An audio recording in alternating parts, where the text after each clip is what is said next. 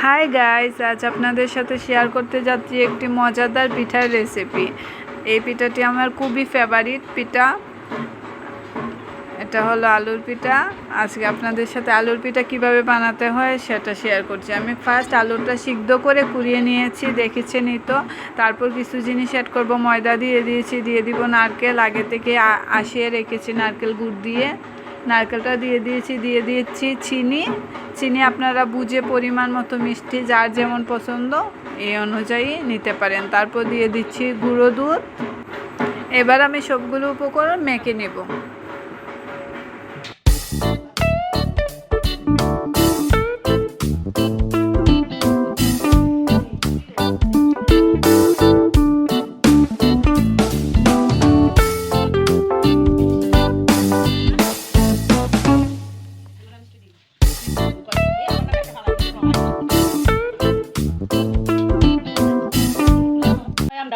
এই পিঠাটির জন্য আমার শিরা বানাতে হবে, সেজন্য আমি জল দিয়ে দিয়েছি আর গুড় দিয়ে দিয়েছি। এবার আমি একটু জাল তুলে নিয়েছি, দেখেন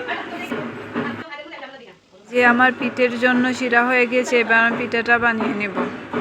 এবার লম্বা শেপ দিয়ে এক এক করে হাতে একটু ময়দা নিয়ে পিঠেগুলো এক এক করে বানিয়ে নেব। যার যেভাবে ইচ্ছা বানাতে পারেন, আপনারা গুলও বানাতে পারেন। আমার একটু লম্বা শেপ পছন্দ, এর জন্য আমি লম্বা করে বানাচ্ছি। এইভাবে আমি এক এক করে সবগুলো পিঠে আস্তে আস্তে বানিয়ে ফেলব।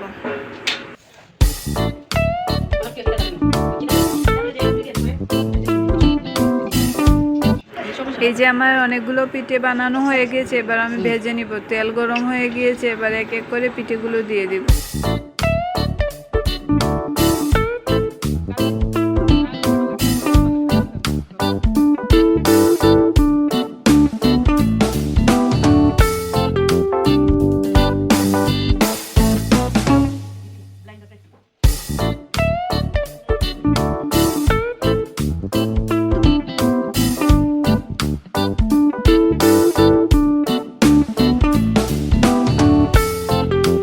দেখেন লাল লাল হয়ে গিয়েছে। এবার আমি পিঠেগুলো নামিয়ে ফেলবো আর শিরার মধ্যে দিয়ে দিব। এই যে এক এক করে সবগুলো ভেজে নিব আর এইভাবে শিরার মধ্যে দিয়ে দিব। আমার আলুর পিঠা কমপ্লিট। সবাই ভালো থাকবেন, টাটা।